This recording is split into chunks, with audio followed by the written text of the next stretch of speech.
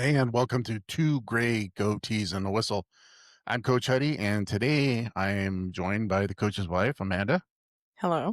How you doing? Good. Good. Hey, so today there's a topic that Amanda brought up, and it's a really good one. We want to get in the conversation. Community involvement in youth sports. So I think this is something that came out of us and how we go watch our nephew and nieces in their sporting events, but also we are also going to sporting events just to support kids in general, not just necessarily family.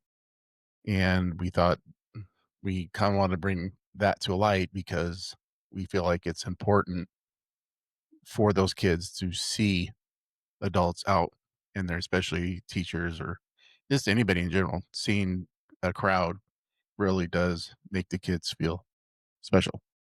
Yeah, it's definitely something that we both believe very strongly in, is that no matter no matter what kind of season they're having, no matter what sport they're playing. I mean, obviously we have certain sports we enjoy more than other sports, but it doesn't really matter when it comes down to being a support system for the youth in our community. Yeah. And, some of these kids, they don't have that at home. I mean, and it's different reasons, Oh, a variety of reasons. It could be work. lack of support. It could be parents are working. It could be they have younger siblings. It can be the cost of getting into games. There's gazillion reasons why there might not be that support system. Yeah. And so, I mean, to no fault that sometimes the parents are own, sometimes they will do that. They can get them to be participants in sports, but they can't be there because of their work schedule and obligations, which you got to put food on the table. You got to give them a Yep. place, Yep. a roof over their heads. So we're going to kind of go into that a little bit. So when we're looking at this, we're going to look at a support system, how connections, relationships, networking, all that plays a part, empowerment, trying to build confidence, resilience, a feeling of belonging, readiness of the in for the world, in the world, or for the world, however you want to say it. So Just being ready when you're not living in mom and dad's house anymore exactly, shared or not in school anymore. like shared experiences, developing leadership roles, and then shared memories. I memories of when my parents were there, and then when they weren't there for my games. Yeah. And for me personally, thinking about it, like there was my mom who couldn't be there except for a handful of games, and I remember those games just because of her work schedule. Because she was a couple times she was able to work something out so she could at least make a couple games in the summertime when I was playing baseball. But yeah, that's kids notice that stuff, and I think it's crucial. And so we're going to kind of dive into that a little bit and try to back it up with data too that shows the importance of it. Sounds good. All right.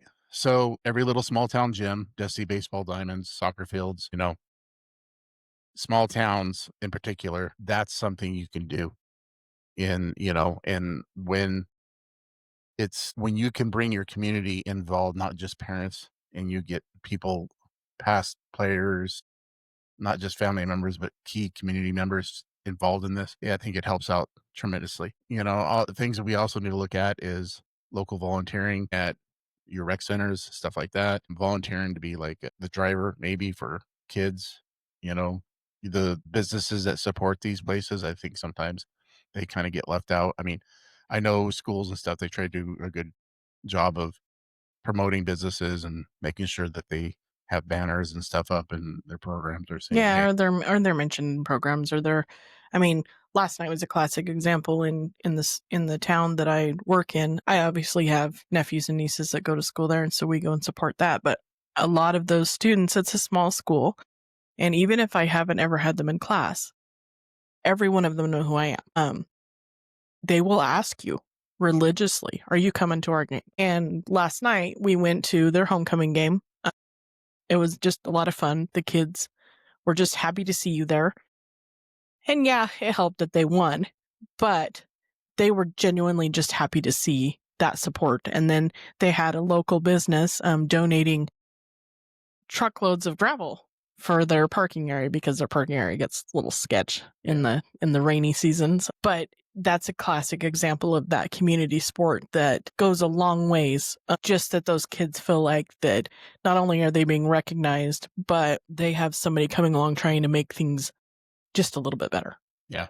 Yeah, and totally, and, for me, it's just I come back here and watch some local or former, uh, kids that I taught and stuff, and they're always happy to see me. I still get called traitor because I went to another school, but, I get it, But it and really matters to them. It's not something that you can provide any other way. no, It's not the same as asking them how their game was the following Monday. It's not the same as asking them or saying, "Hey, I saw that in the newspaper that you scored a touchdown." It's not the same. no, no, and with that, we had some of my former students that play soccer and, "Hey, will you come watch us play?" 'Cause I was there for the football game, and I said, "Sure," and I made the trip and got to watch the second half of the boys' game because my job is I was able to get there for the last whole game, but they won, and, they saw me afterwards, and they were happy to see me, and so and they said and one of the students was like, "Hey, you gotta come back for senior night." And I'm like, "Okay, Because so it when really is it?" truly matters to them. So, yeah, and then to see people outside their family that are there showing that they care, I think it Yep. is huge. So we're gonna have data kind of to back this up and how this is important. Okay. So, Yeah, you don't have to just take our word for yeah, it, don't take our word for it. right? We're bringing receipts. So here we go. So how community networking around sports provides mentorships, transportation, emotional support. These are things you can do. The importance of multi-generational involvement, alumni, parents, local businesses are your support system. And that's how you get things like new equipment, you know, making sure the field's being taken care of, possibly getting a scoreboard, if you're able to get the businesses that can afford doing helping with that. Coaches need volunteers all the time. Okay. Not just family members. And sometimes family members can help, but go to your local rec center. And if you think you can give yourself some time up to help, do it, especially if you have played a sport. You have knowledge and be greedy, keeping it to yourself, share it, and I think that, you don't have to be somebody who played in college. You don't have to be somebody who played in high school, but if you have a passion for that sport, share it. And with that, be willing to learn as you go along. Cause, when you got a bunch of 9, 10 year olds and you're trying to play baseball or softball, then you got to remember, got to keep things in perspective. These kids aren't going to go out starting looking like And Willie role plays Mays and and from place. hitting dingers. If you can get them with their cleats on and out there with their hat and their If they glove, remember their glove, it's a yeah, win. and they're not picking daisies, that's a win. So I think, I mean, find being able to be a part of that and stuff like that. And I've seen some of my past players do that on the side, and not just our daughter, but one of her friends, Jamie. She helps volunteer. Yep. She does coaching.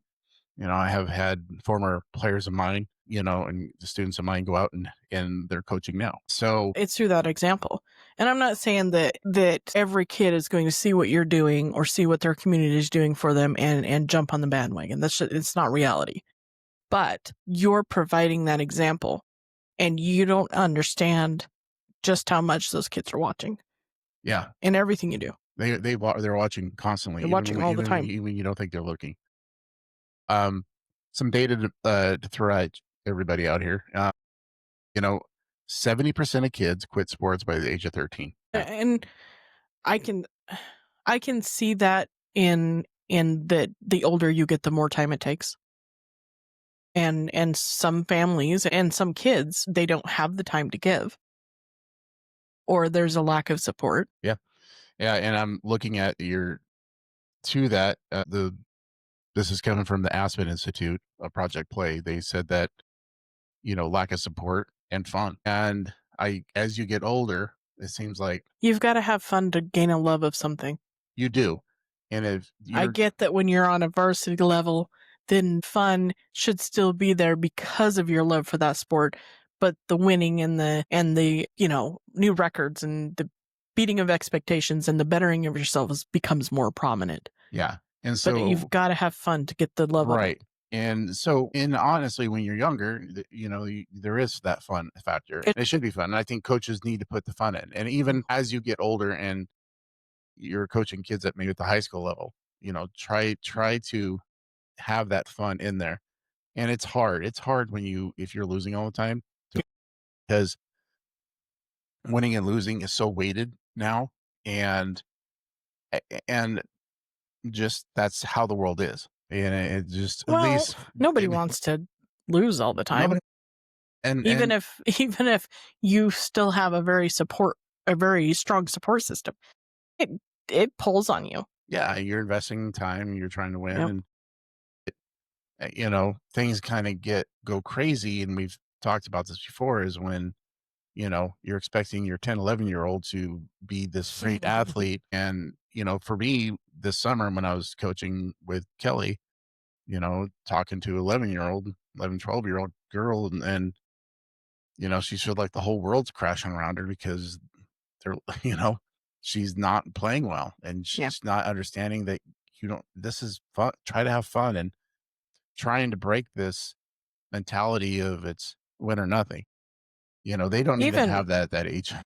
even your pro athletes, if they're not having fun, they're probably not in that position. No. Yeah, you shouldn't be doing it anymore. Well, but if you're not having fun and you're not doing it for the true love and passion of the game, you're probably not going to perform to the best of your abilities, Right. in my opinion. Yeah. Well, it's that love and then there's obsession. If you're gonna Mhm. go into the higher ranks, it's gotta be an obsession to Well, I get there. mean, I just look at we both have coached over the years, you a whole lot more than me, but I truly enjoy coaching track and field.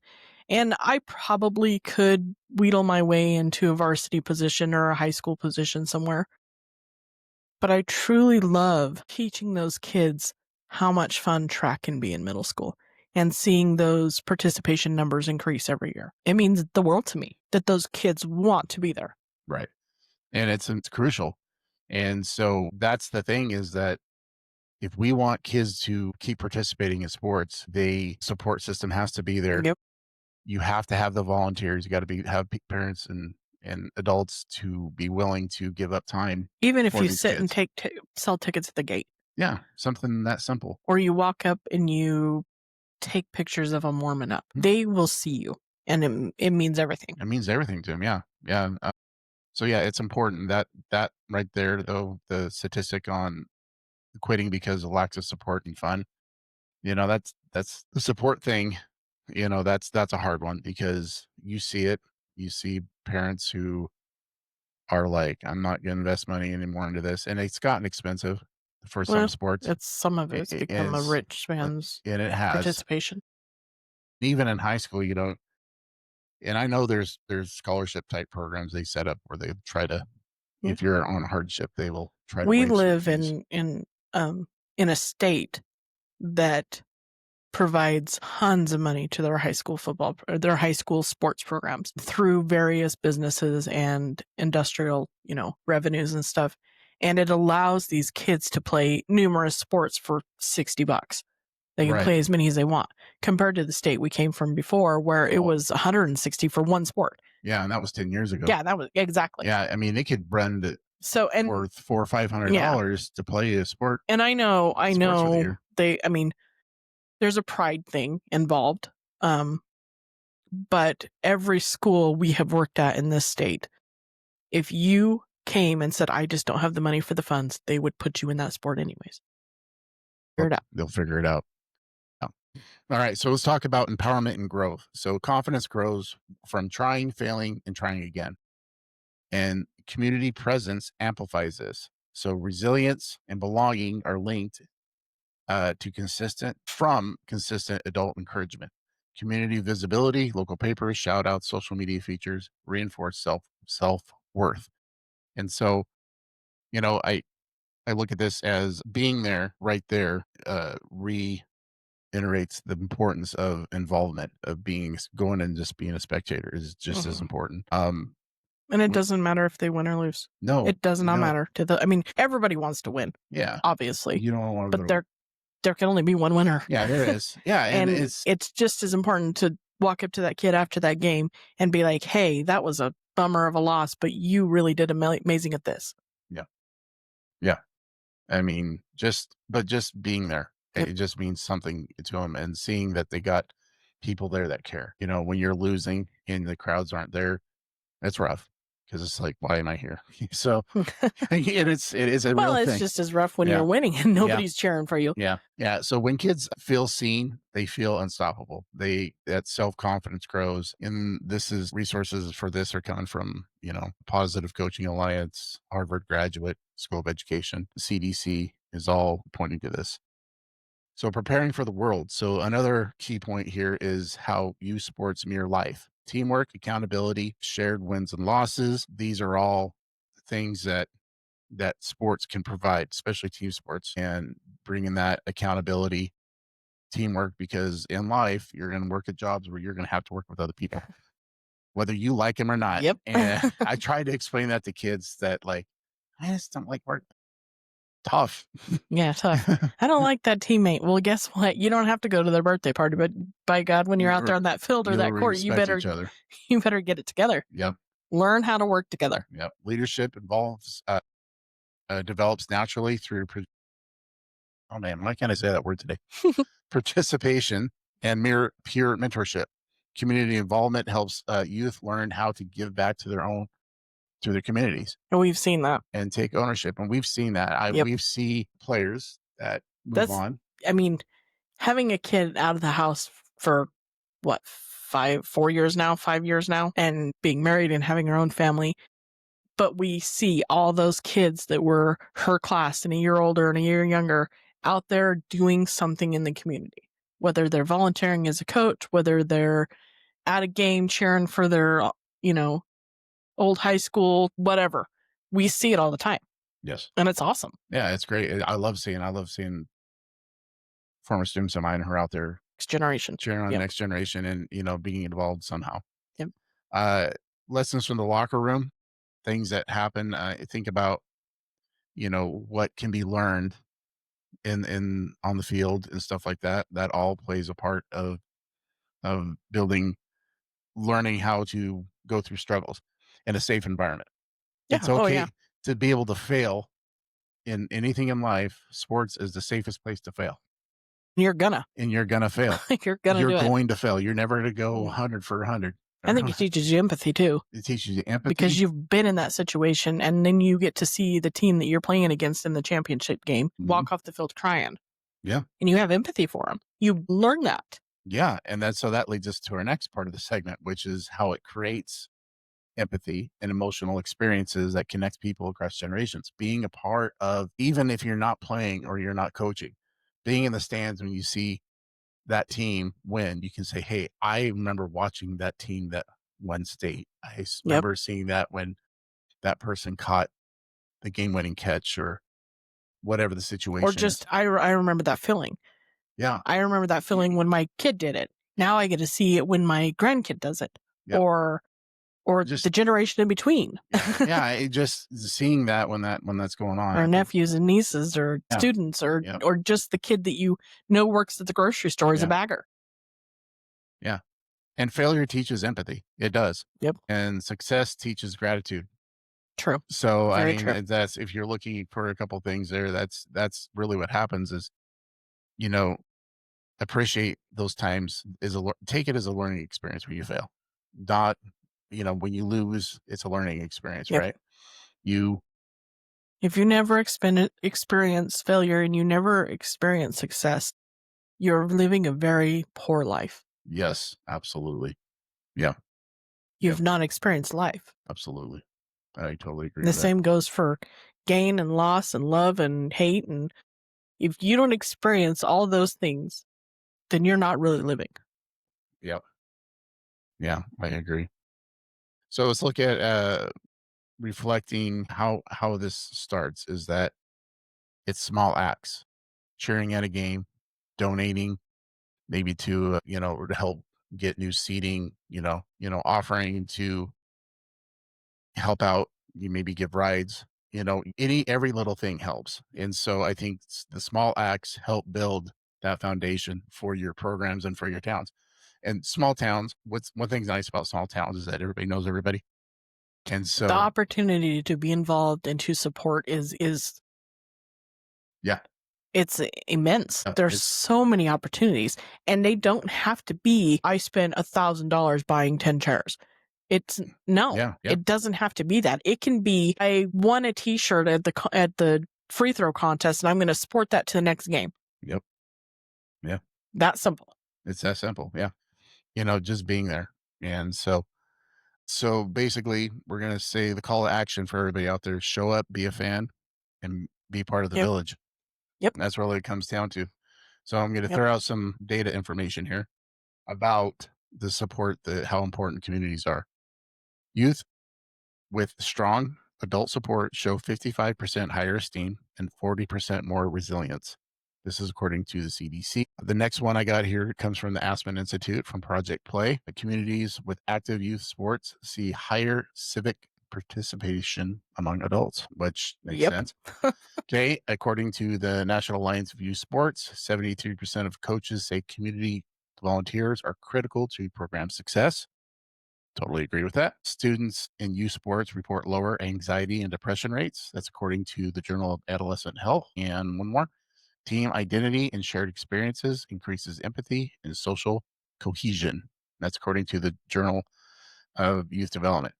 And I can tell you, social cohesion, you get it at a level when you're in high school, but Yep. when you go to college, that's a whole other Mm. social Yep. cohesion you learn. And you learn that too, because Yep.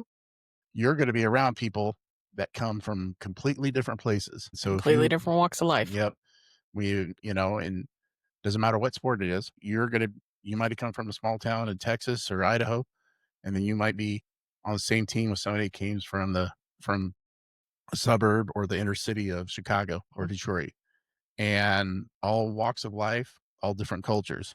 And Mm. that's really where you got to learn how to work together. Yep. And to me, that's the beauty of sports. It really teaches you that it's the way you live is not always the way everybody else lives. And I think that's the one thing with sports that Yeah, it's helps with that. 90% chance that it's not like anyone else Oh, lives. yeah, but Yeah. I think about, Well, you but know, if you hadn't learned that empathy and you hadn't learned that those valuable lessons that you get through sports and get through supporting others, chances of surviving out there in the real world, yeah, slim. You're gonna of surviving well, I guess. I is mean, it's you can survive anything, but not just surviving, thriving. right. Yep. Can you thrive in life? Can you thrive? Yes, absolutely. All right. So we're going to be done with that segment. And Okay. so our biggest takeaway, like we said, is, be supportive to your community and your local sports from rec all the way up through high school, All the you way. know? And if you got a college team in your area, go support them as well. They Yep. appreciate it too. Yep. Not just the big colleges, even the small colleges, go Mhm. support them. All right. So are we ready? We're going to do another quiz session. I got questions for you. Oh boy. So something that we've built through this podcast is Amanda gets to quiz me. I didn't get to see how smart or dumb I am. And I've done So far, you've okay. been pretty smart. It's kind of not very fair. Yeah. And I try to keep it where it's not like Well, something crazy. I don't go totally obscure. See, like it'd go like talk about sports we don't have around here, like cricket and who got the game saving catch in the 1950 World Cricket Cup game or whatever, what country it was. I bet if I said India, it'd probably be close because I know it's huge over there. All right. Might have a chance. Okay. So how many questions am I getting? Okay, so you actually have 6 questions and a 6. bonus question, Okay. and we kind of have a theme because we just had our homecoming, the school I work at, Oh, and the Olympics was the theme, which turned out really cool. They had like an opening, like every grade level picked a country, and then they decorated their section of hall according to that country. Like one of the classes, our juniors were Japan, and it was so cool. They had like created like cherry trees on the walls and like mountains and just all the things that you imagine you would see if you went to Japan. It was really cool. Anyways, and then they nice. had like Rio and stuff Brazil. Anyways, so that was our, So, and teachers were involved too, right? yes, the teachers, we were Australia, and the whole reason behind that, and I had a hard time getting on board with it, which kind of, I don't know. I participated and we actually won some of the competition, which much to the despise of the kids. They hate it when we win. But we were Australia. And the whole reason behind that was because they wanted to do for their skit, they wanted to kind of poke fun at the whole Australian breakdancer. Yeah, man, that was And it Australia. wasn't, I mean, kudos to anybody who's going to go perform on a world stage. I don't care how horrible you do, but But it was rough. it was rough, Yeah. and I'm listen, Australia in sports, especially Summer Olympics, they are perform really They're really at the well. Olympics for crying out loud. Doesn't matter. They are, but I'm saying in other sports they Yeah. perform really well. Oh, yeah. Swimming, there's other sports they do really well in. Yeah.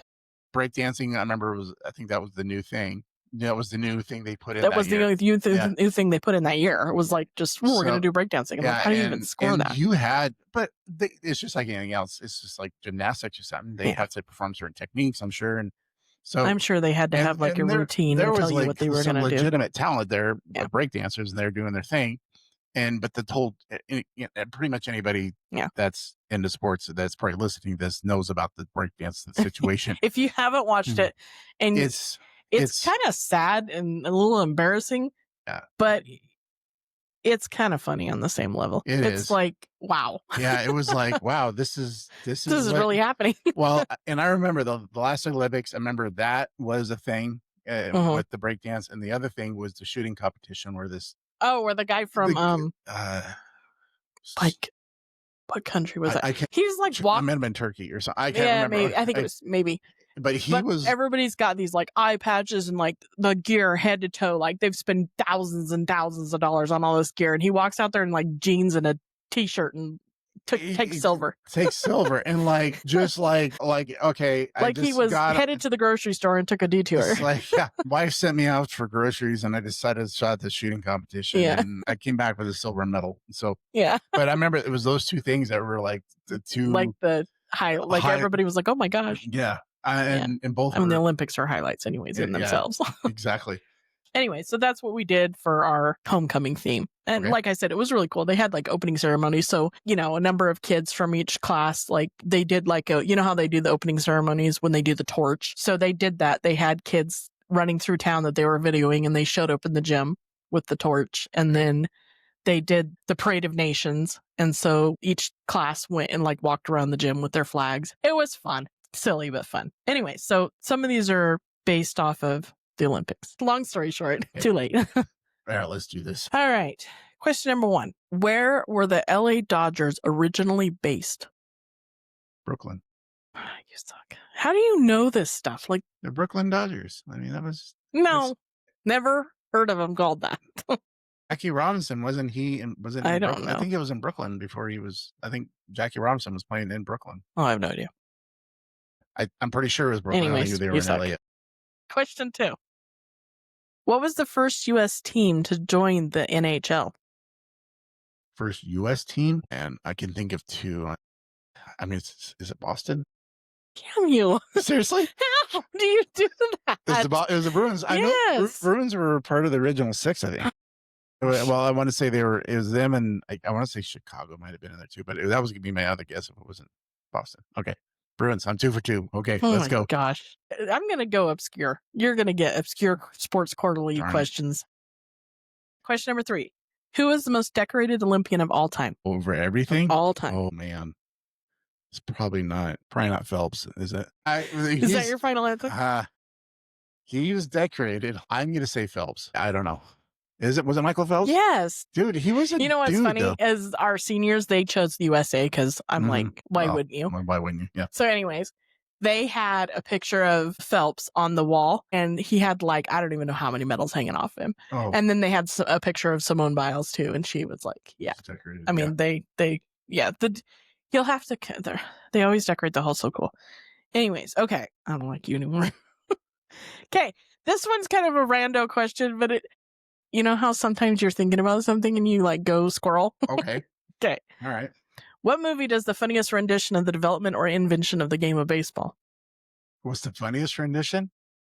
Oh, The Ridiculous Six. Yeah. Oh, totally. Anybody has never watched that movie, and it's an Adam Sandler movie. It's a really stupid movie all the way around. It's on Netflix, but it's an Adam Sandler movie because it's going to be have funny and It's gonna be quirky. kinda slapstick, But like, to me, one of the best scenes of the whole movie was it when is they showed up. It was like they're out in the middle of this, like, meadow. meadow, and this guy's out there playing with Sticky McStickball or whatever he calls it. it was, and they come up with the rules of baseball, Yes, and they played 9 innings, and they yes. hit a It was home runner. hilarious. "Oh, he hit you with the ball. You can just take your base." Yes, Or he hits the home run.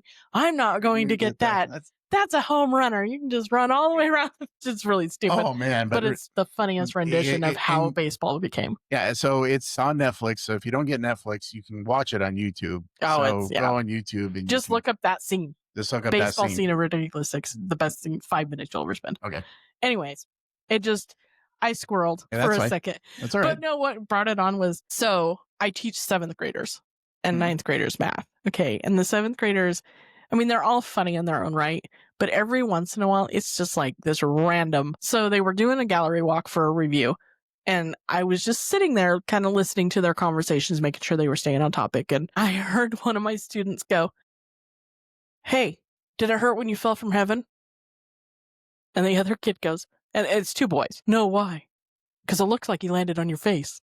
And I died. I was like, "What on earth?" Anyway, so I I shared that scrolled. with my students. Oh my god. I I told was them like, too. And "What?" I said, guys, do not ever say this to a woman. But I said, girls, you're more than welcome to say this to guys. I And laughed, but I said it to them too. And they kind of looked at me like, and they're like, someone, oh, and then other ones are like, oh my gosh, why would you say that? And I'm like, because it's funny. So I don't know what they were doing, what yeah, conversation they were having, but it was the best pickup line I've ever heard. Question number 5. Which women's skier won the Super G at the 1998 Winter Olympics? Lindsey Vaughn. No. What was it? Come on, think local. Oh, Peekaboo. Yeah, Peekaboo Peekaboo Street. Street. Yep. Okay, Peekaboo. Lindsey Vaughn, I think was a little bit later. Okay. But Anyways, you got one wrong. Yay. No. all right. Okay, question number 6. What are the colors of the rings of the what colors are the rings of the Olympics like flag? Oh, what are the colors? What are the colors? I'm gonna say red and blue. Okay, red and blue. Is there 6 rings? There's 5. 5 rings. 3 and 2. Okay. So red and blue, Mhm. yellow. Mhm. That's 4. Red, blue, yellow, black. Green. Yeah, nice. Bonus question though. Okay. What do the colors represent? Oh dear Lord. Because again, rabbit hole, I was like, yeah. No. "Oh, I wonder what they actually mean." Man. Okay. So let's take a look at. I have absolutely no idea. Okay, so this is what I found. This was kind of cool. The colors of the Olympic rings, blue, yellow, green, black, and red, represent the continents. So there's only 5 though, right? Right. That participate. Yeah. When combined with the white background, they are intended to include the colors of every nation's flag. Ooh. Yeah. The colors represent blue represents Europe, yellow represents Asia, black represents Africa, green represents Oceania, and Oceania. Oceania. Yeah. And red represents the Americas. Wow. I thought that was the coolest thing. That's cool. I don't know how in my 44 years of Well, I knew the being rings. alive. So I knew the rings represented the continents. Oh, I did. I didn't know that. But I didn't know Because there's 5. So in my head, I would have been like, well, there should be 7. Even Yeah. though I know Well, because in reality, yeah. unless you're gonna have penguins going, you're not gonna have anything out of Antarctica. But no, but I knew that the rings represented the continents, but the color. But thing, even the white background is supposed to have. It's all part of this. Huh. Yeah, I thought it was I kind didn't of know cool. That was my journey Cool. of coming up with the questions. Nice. Oh, Poor pickup lines and I did okay. the Olympics. I did okay. All right. We always finish up with the mascot of the week. Yeah. The last one we did was the acorns of Oakville, Washington. Yeah. Nice. Which made me automatically think of Chicken Little when I was looking it up. 100%. Because what I decided to do is like, let's look at different states. So I was being more specific to states. So I said, let's look at the state of Washington. Okay. And that one came up and I was like, oh yeah, acorns. And I was like thinking whole time, I'm thinking Chicken Little. The sky is falling. I'm The thinking of Mighty Oaks or whatever they were called. Yeah. And the acorn. And Yeah. so, yeah, because it's Oakville. Yeah. Nice. All right. This time we're going to the state of Nevada. So just south of us. Okay. And we're actually going to. There's only like 5 towns in Nevada, so. And one of these 5 towns I have.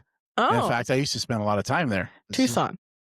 No, not Tucson. uh, starts with the T. Yes, I Come know. on, Oh, come on. starts with the T. I know. That's why I shouted it. Tonopah. Tonopah, thank you. Okay, we're going to Tonopah. Going to I was like, Tonopah, wait, Nevada. Tucson's the wrong state. Tonopah is the county seat for Nye County.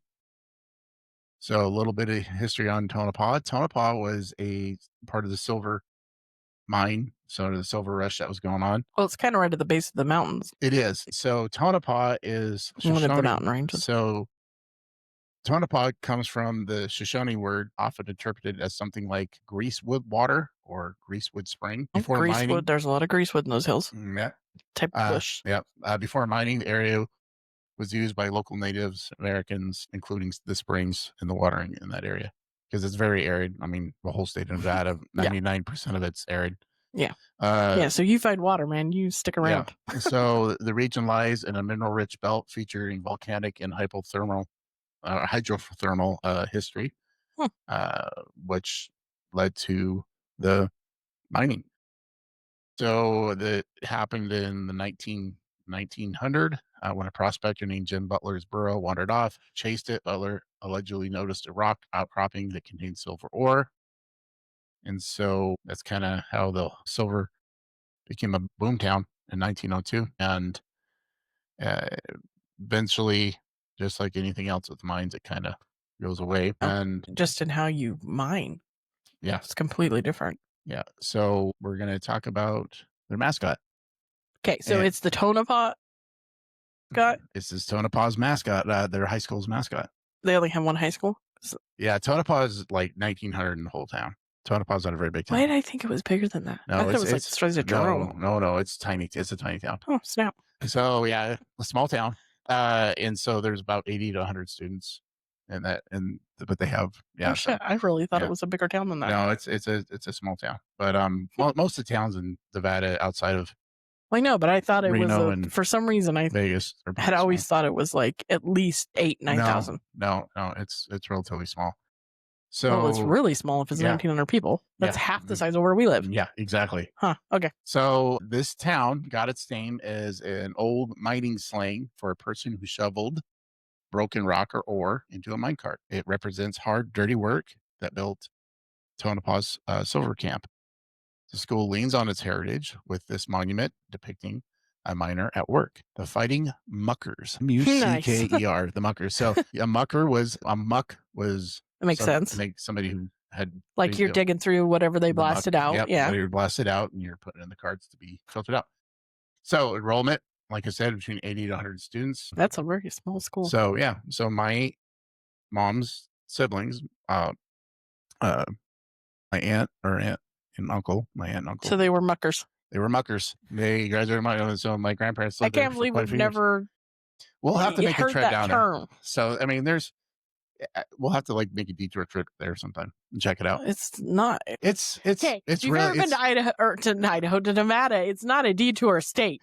There are not like your scenic by routes. well, it's It all looks the same. I will explain some of the stuff that they got there, and then you can kind of decide. So, some of the milestones that has happened here, and it's been recently, 2024 state championship, which is held at the stadium in Vegas where the Raiders play, Allegiant Stadium. They were the runner-up in the state championship game, losing to a town that we travel through. Can you think of it?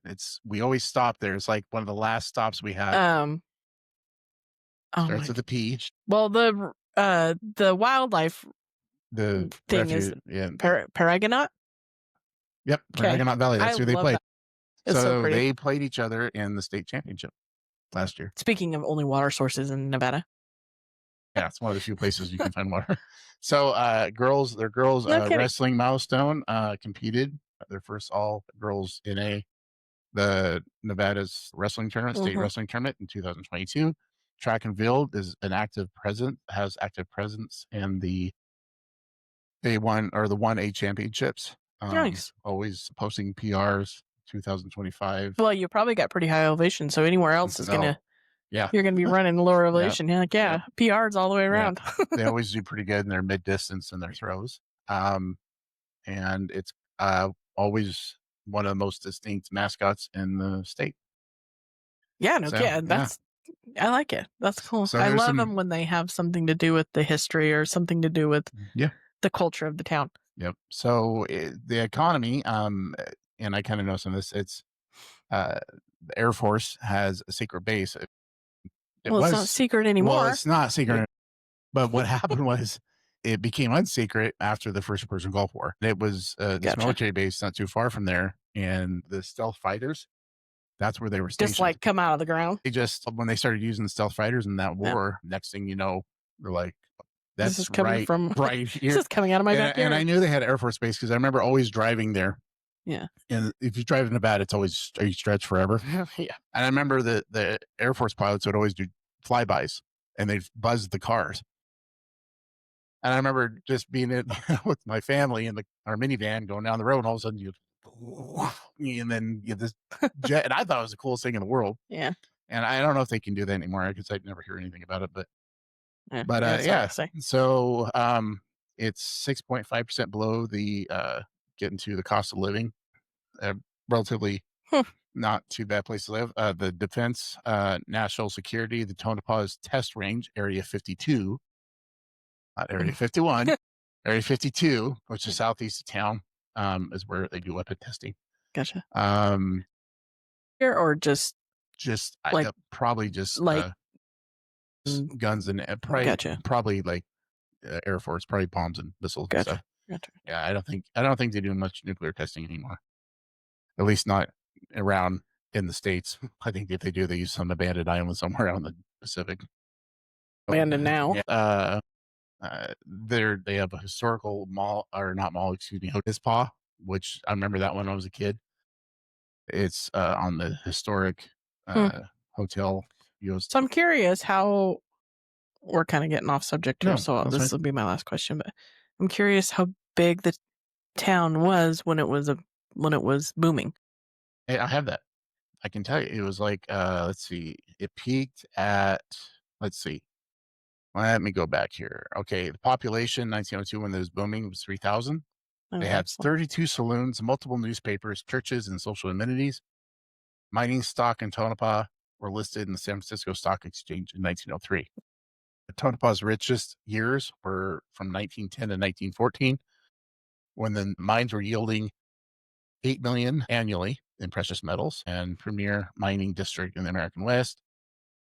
The town's infrastructure grew rapidly. Several banks, hotels, opera house, electric water companies, newspapers, commercial buildings were all coming in. The Tonopah Goldfield Railroad was there. There was a historic mining park.